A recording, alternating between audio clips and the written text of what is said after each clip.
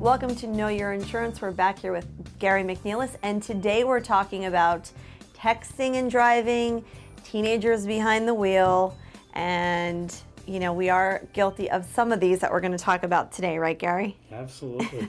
We're going to have a little quiz here today on the show, I'm told. Well, first thing I want to say is, Jeannine, this show is not about just teens, okay? So first, if you're a student, please listen. If you're a parent, you'll get something out of this. If you're a grandparent, you'll get something out of this. If you're a driver of any vehicle, you may get something out of this, even if you're a passenger. So here's the theme. This show is for everyone to listen to, because I'm sure you've been in a car. Every single one of us have been in a car and say, did you see what she just did? Did you see what he just did? People are distracted in many, many ways. So it's not just about teens, Jeannine, but the statistics on teens are so alarming that it's unbelievable. And I just want to cover a few of those because I think it's very, very, very noteworthy here. Car crashes are the #1 killer of teens in America. The #1 killer. So you think there's, drugs and homicide and suicides, they would be the #1. Car crashes are the #1 killer of teens. Teen drivers have a crash rate 3 times those of drivers 20 years and older per mile driven.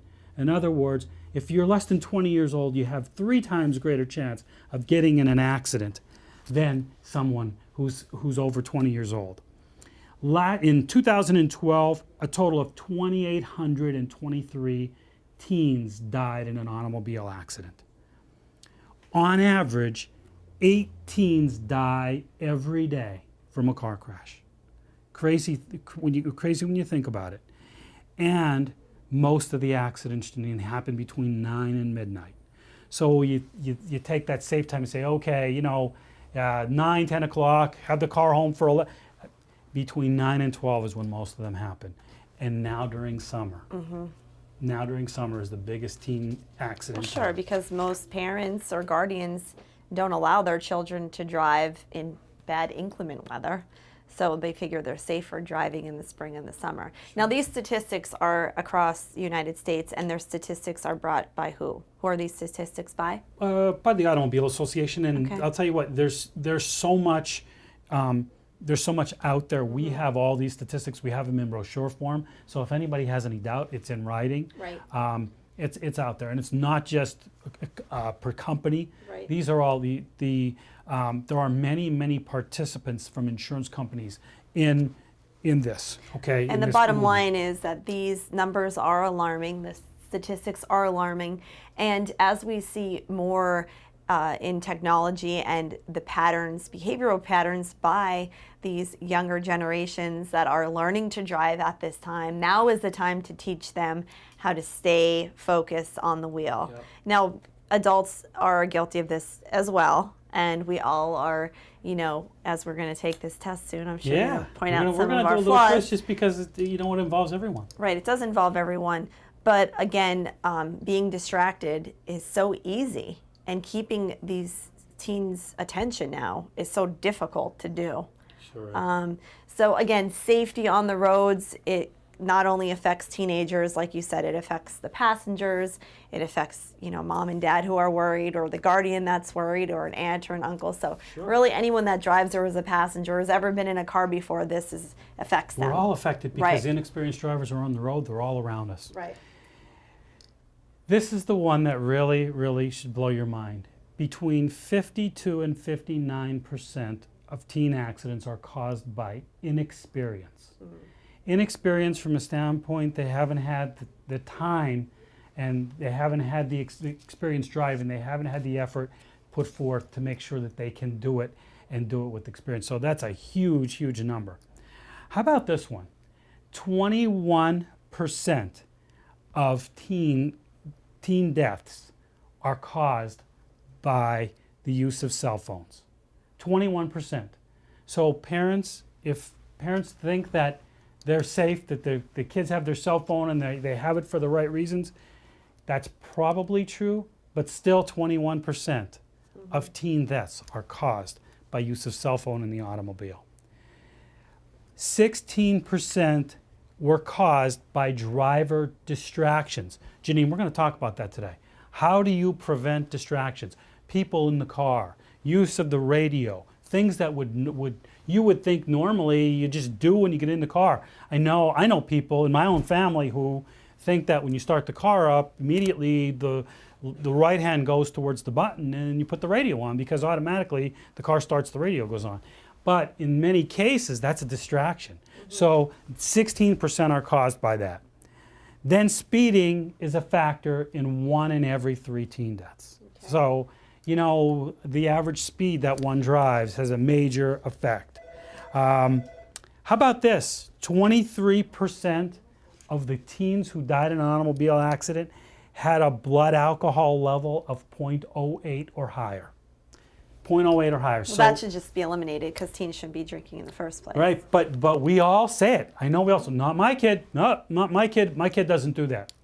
But we don't. It's what happens when we're not with them, and how sure are we?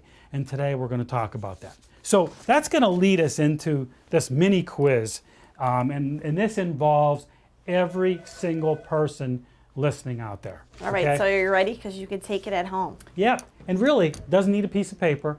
These are the questions. Okay. In the last 30 days, have you touched the buttons on your cell phone while you're driving? Have you touched the buttons? Have you said answer? Have you dialed the phone? Have you texted? Yes. Okay, yes or no? Question number 2, and this is just kind of goes right back to number 1. Have you, in the last 30 days, texted on your cell phone while your vehicle was moving? Have you? Number 3, have you ever, in the last 30 days, have you eaten while you are driving? Guilty. Okay.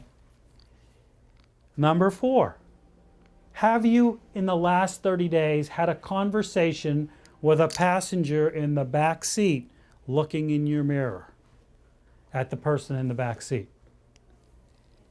Number 5, have you used alcohol, 1 drop of alcohol, and driven a vehicle? In the last 30 days, question number 6, have you driven your car while you were fatigued? Oh, I'm so darn tired. I just can't wait to get home. I put in a long day at work. Have you driven while you were fatigued? And question number 7, have you driven your automobile without your seatbelt fastened?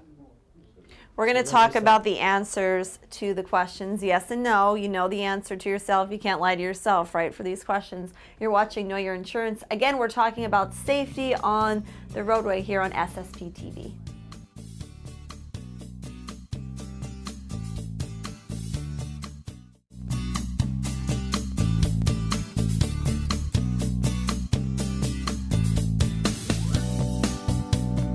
Welcome back. You're watching Know Your Insurance right here on SSP TV, and we are joined with Gary McNealis here of Allstate, and we're talking about driving safely on the road, specifically taking care of our teenage drivers. And we went over some questions, yes and no questions.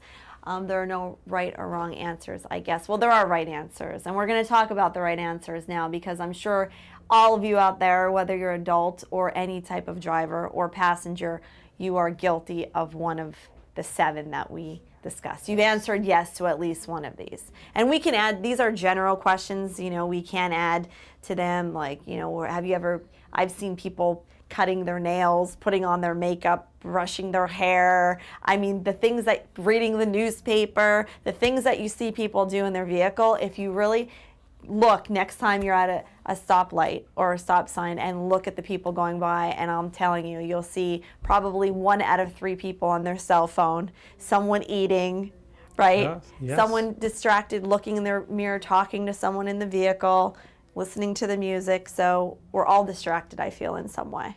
Yes. And that's the point. That's why we said this show is about everyone, even though we're focusing on teens. Let's talk real quick. Again, I want to just say to you, if you've answered yes to any one of those 7 questions, you automatically fail the test. And that means really not to say that any one of us are a failure. It just means that we do it and we need to stop doing it. We need to stop doing it for ourselves and our own safety, and we need to stop doing it for the safety of others. And it's not just about kids, it's about every single one of us. So the first question was, have you dialed on your cell phone? Okay? Here's the reason why I said have you dialed, have you touched buttons on your cell phone? Many cars are equipped with Bluetooth technology. There's so many ways to not have to worry about that. Maybe even a speakerphone. But there are ways to use a cell phone and not be distracted, as long as our eyes are going ahead and focused. But sometimes just that conversation and the topic of conversation distracts us. So we have to be careful there. But we should not be touching buttons on a phone, no matter if we think we know which buttons we're touching, and we can do it without looking. It's very, very, very important to use the cell phone, use the technology that goes with it, and be safe and keep your eyes on the road. Texting, that goes right along with question number 1. I see so many people, young and old, who just insist on answering a text while they're driving. The answer to that question, or the answer to that, is pull the car over. If it's so important, if you are waiting for a text and it's so important that you need to relate to that, pull the car over and answer the text. Do it while others are not distracted. Okay? Now, while you're on the texting, we have seen accidents happen and occur, fatal accidents occur because of texting and driving, correct? Loads. Okay. Loads. That's one statistic that's very hard to prove, but the funny part is when you interview a police officer who just came upon a fatal crash, they tell you that the cell phone was loose. They tell you the cell phone ended up on the floor, or the cell phone ended up underneath the person, or whatever. You know that the cell phone was out. And the immediate belief there is they were using it in some way, shape, or form. They were texting, they were doing something with it. Now, So this those is also statistics good are for heavy. mom and dad, or for, if you're checking up on your child. Sometimes we have a tendency to say, are you okay? That child's trying to get back to mom and dad and text back. So that can be, if you know your child's in the car at that time, possibly wait until they're at their destination to say, you call me or text me when you arrive at your destination on time. That's a great point. I don't know how many times my wife will say to me, I texted you. Didn't you get that message while I was driving the car? No, I didn't get the message till I got home. I'm not saying that, that's the right way to do it. Wait until you get to a place where you're still and you can answer it and you can receive it. Don't look at it and don't answer it. Either way, until you're still. How about eating while you're driving? I think that's the one I'm probably most guilty of, because it seems like we're in this hurry up world today, and we're always we have to stop and get something fast, whether it be a donut and a coffee or whatever it is, we're eating while we're driving.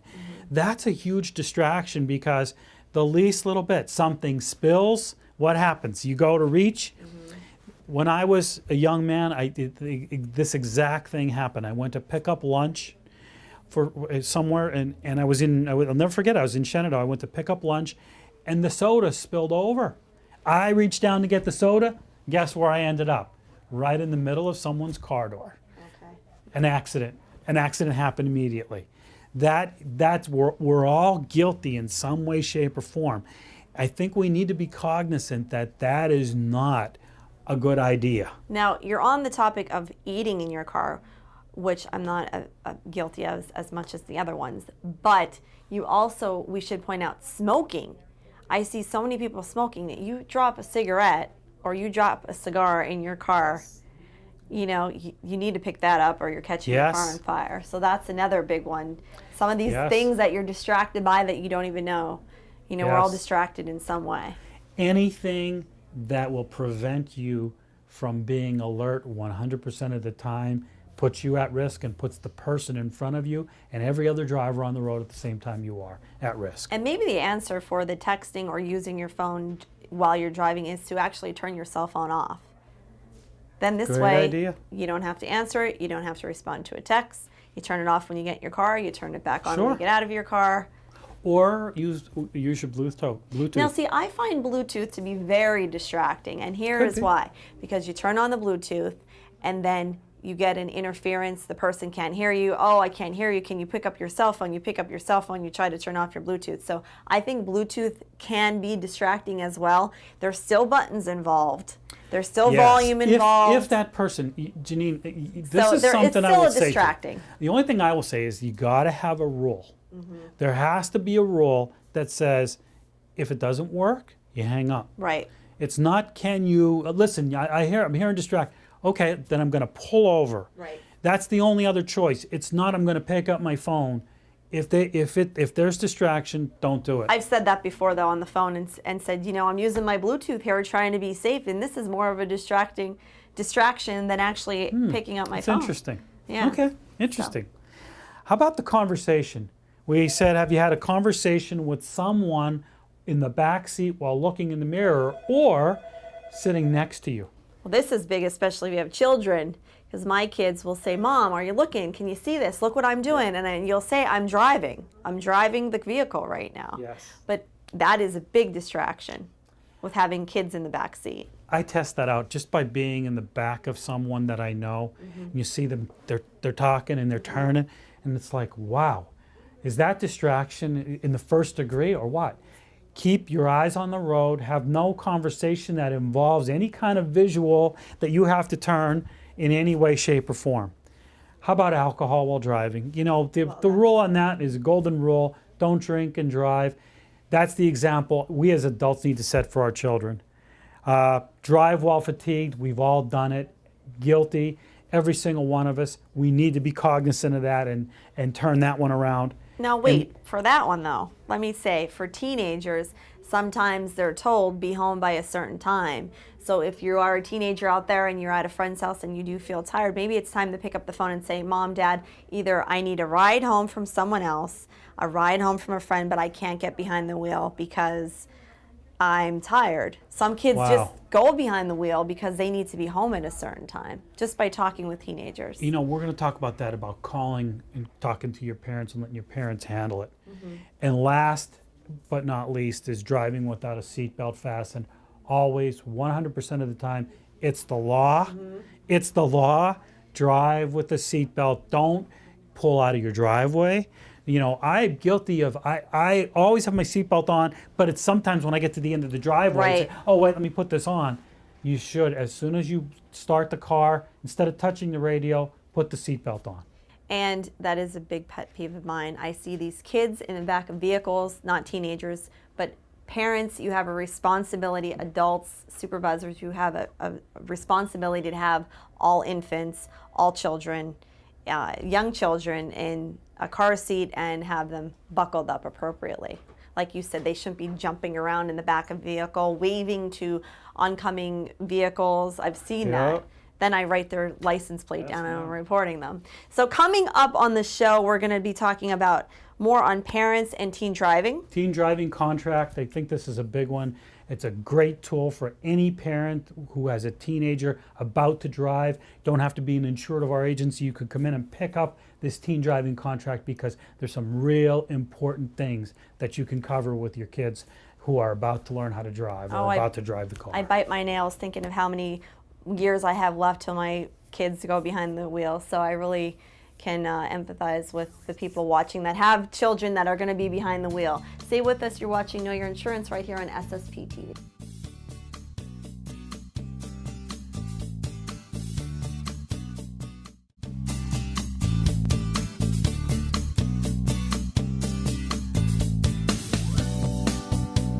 Texting and driving, distracted driving, and do you have a teenager who's set to drive? You're watching Know Your Insurance right here on SSP TV. We're joined with Gary McNealis, of Allstate, and we are going over some safety tips for you, not only for you teens, but for parents, anyone who gets behind the wheel, and for that matter, anyone who gets on the roadway, because if you're a passenger, you're at risk too of being in danger. Absolutely.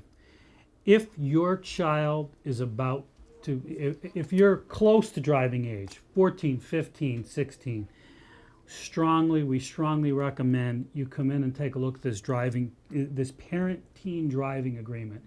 And kids, this is not just to I know most people who see this say, wow, he's really, really trying to hammer me. It's not. This is to keep each and every one of you and your parents and everyone on the road safe. So the first thing to do is start the conversation. You know, I said before, I was the first to say it, not my kid. Oh, my kid's a good kid.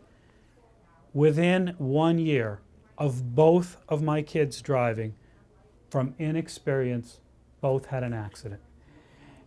The only thing I could say is thank the good Lord that they weren't major accidents. And I say major. One was on its roof, but they were not major. This can happen to anyone. Start the conversation now about what needs to be done. How does the conversation, or how should it start? Well, first of all, it should start with you being the example in your driving habits. How do you drive when your kids are in the car? What is it that you do? Are you texting? Are you doing any one of those 7 things that we talked about? If you are, you should stop it now immediately, because that's part of the conversation, okay? And you should set parameters for the kids as to what they can and can't do. First thing being a curfew. What time does the vehicle have to be home? You know, all too many parents say, you know what, it's okay. Tough You're a little love, bit late. right? Yep, just call me. You're a little bit. Set that curfew, stick to it, and make sure that your kids, because all it does is it makes sure the kids are home when they're supposed to be. Remember, we said not most, but many teen deaths happen between 9 and 12, okay? So let's talk about this parent-teen driving agreement. Before you get onto that, this contract can be picked up here at your location in Hazleton. Absolutely. You don't have in to. Tamaqua, this is not a business requirement. Right. It's not given to anyone this is given to anyone. So if you want the information, you want to read up on it, just like preparing your child for any next step in their life, this is almost like a guideline. Well, it is a guideline to safe driving if they're going to be driving in the next couple of years. Absolutely. And really, these are things that we talked about. You know, we talked about those 7 things, but you know, this agreement just sets parameters. Right. Okay? Guess what the first one is, folks? Cell phones and texting. And I'm going to read it to you. Okay? Cell phone calls and texting increase crash significantly, and teens are particularly affected. Research shows texting while driving can take your eyes off the road for an average of almost 5 seconds. At 55 miles an hour, that's like driving the length of a football field completely blind. Okay? So set the parameters. If the cell phone stays home, the cell phone goes in the purse, the cell phone gets shut off, as you said. No cell phone usage whatsoever while the car is moving. I heard a report, and again, this is unconfirmed, unofficial, but I believe I heard a report that said that texting and driving, distracted driving, has become more of an issue now than drunk driving. That drunk driving, buzz driving, that texting and distracting driving is actually increased to the point of being as serious as someone behind the wheel who is really drinking. Because if you are texting or if you are distracted, your eyes are off of the road, the same as if you were behind the wheel intoxicated. And not everyone's intoxicated, but almost everyone has a cell phone. Right. It's kind of crazy. Almost everybody has a cell phone. Yes. In fact, I don't know if I know of anyone who does not have a cell phone. We have about 3 minutes left, so I want to be able to finish the contract that you can pick up here at any of the Allstate locations. Distracted driving from music, food, and other distractions. By the way, this agreement sets the parameters and has you sign it, your teenage driver sign it, everyone signs it, setting the parameters. No food, no music, while at least during the first part of the driving, your driving experience, that comes with time. Next part is time of day. What times can you drive the car? This is the agreement we're making. You're not going to drive the car. You're going to have the car home at 11 or at 12 or whatever the right time is. Number of passengers, and I'll tell you, I think this is one that we haven't talked about yet. Do you know that people with more than one passenger in a car, teenagers, the statistic on fatal crashes is outrageous. Limit your teens' number of passengers in the car. That is a major distraction. One person sitting next to them, that's fine. When there's horsing around in the back seat, coming home from school, you know, we just, not too long ago, it's about 2 years ago, a very dear friend, an Allstate agent, their son was killed in a car crash coming home from school. 4 kids in the car. So I would say pay attention, think about it, take it serious, limit. 60% of teen driver deaths in 2009 occurred in vehicles driven by another teen. Okay? Now, seat belts. We talked about that. I don't think there's a whole lot to say about it. There's no option there. Right, where Average speed. Get the agreement with your child. How fast can they go? How fast are they allowed to go? They sign to say, yes, I will keep the car under control. Remember, it should be a less speed than anybody else with experience can average because they have a harder time keeping the car under control. Drinking, driving, and drugs, part of the agreement. And you know what? Here's one you get a discount for. You want to get a better rate on your insurance? Do you want to have less responsibility in what you pay your parents? Have good grades. Statistics show drivers with better grades, youthful drivers with better grades, getting less accidents. So keep your grades up, study hard, and you'll get a better rate on your automobile insurance. This is a one-pager. It's simple, but it takes care of it all. You sign, mom and dad sign. and parents don't assume. Now you have this in writing, it's in black and white, what the rules are for the car. If you want to add, you could have your own addendum there, right? Yep, absolutely. Add your notes on there, have everyone sign, everyone has a copy of it, and hopefully no one gets hurt. Absolutely. And we could recap this real quick. Okay. Discuss how, when, and where, limit the number of passengers, establish a curfew, Okay. insist that your driver wear seatbelts, create a no-cell zone, okay? Consider limiting your driving privileges until they're experienced, the children's driving privileges. Set driving area limits. Where can they take the car? How about prohibit use of drugs and alcohol? Prohibit riding with a passenger until they're ready and experienced. Pretty much sums it up. Okay, so all this information, again, is available at any of the Allstate locations. We got to remember to point out that these are available, right? Do an act of kindness, right? Absolutely. And Do pay something it forward. kind. Absolutely. If there's anything I would close the show with, it's to say to you, this is summertime. Do something kind today, whatever it might be. Do something kind for someone else. Know Your Insurance. We are rebroadcast throughout the month. A lot of information on this show on texting and driving and distracted driving for your teenagers. And we have some really good topics to keep you safe right here on Know Your Insurance on SSP TV. We'll see you next time.